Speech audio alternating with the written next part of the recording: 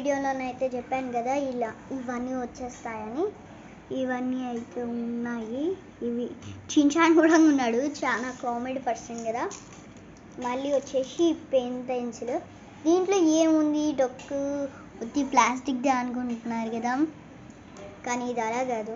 ఈ పెన్ పెన్సిల్ని ఇక్కడ సైడ్ ఇది ఉంది కదా, దీన్ని తీసి ఇట్లా అంటే పెన్సిల్ మూలికే పెద్ద అవుతుంది. ఇలా తీసేస్తే చిన్నది అవుతుంది. మళ్ళీ లిడ్లు ఎక్కించుకోవడం తీసేసుకోవడం ఎలా అంటే, లిడ్ల బాక్స్ ఇచ్చారు, దీన్ని మొత్తం మీరు కనిస్తే ఓపెన్ అయిపోద్ది. ఇది తీసేయాలి.